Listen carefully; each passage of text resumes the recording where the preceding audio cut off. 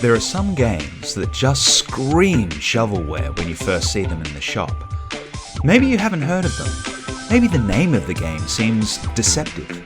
Maybe it's a licensed game. For all these reasons, people may have had the wrong idea about Beetle Adventure Racing when it first came out. It certainly fits the shovelware test at first glance. Be prepared to extract that foot from your mouth though, because Beetle Adventure Racing is actually really good. At its core, the game is an arcade racer. The aesthetic is bright, the controls are snappy, and the races are exciting. It's a refreshing change of pace for the Nintendo 64, since most of the lighter racing games for the console were squarely in the kart racing category. The thing that really sets Beetle Adventure Racing apart though, is the adventure aspect. Tracks are large, multi-layered, and full of interesting secret areas and shortcuts. There was some seriously creative track design achieved in this game, encouraging players to comb through the entire track to make sure that they didn't miss anything hidden in the various nooks and crannies. There was an interesting dichotomy achieved where players wanted to take their time to fully explore the area, but still finish fast enough to come first. This meant that the game had far higher replay value than most other arcade races of the era, even before you factor in the various multiplayer modes. Players would return to tracks repeatedly to find both shortcuts and other secrets.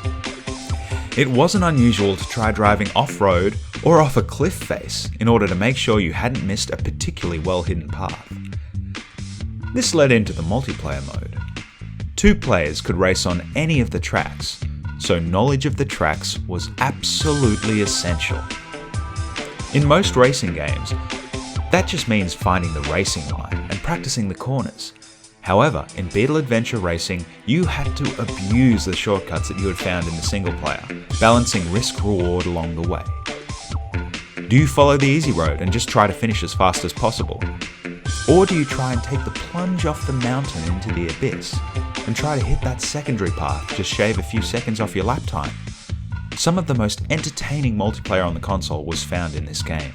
There was also a 4-player mode that was similar to battle mode in Mario Kart, but that was more of a distraction. The 2-player mode was definitely where most of the fun was found. The whole package was of an unexpectedly high quality. The graphics were colourful and detailed, particularly in single player. The frame rate occasionally chugged, especially in multiplayer. But if you owned a Nintendo 64, you'd probably grown to expect that. The music was similarly bouncy, with breakbeat tunes that would have you humming along, but never took away from the races themselves. One interesting bit of trivia is that it was actually released in Australia as HSV Adventure Racing, with all the Beetles being replaced with the HSV Commodore. Beetle Adventure Racing is really just a happy game. It's not pretentious, it's cheesy in an endearing way, and it's just a whole lot of fun to play. Definitely a cartridge to add to your collection.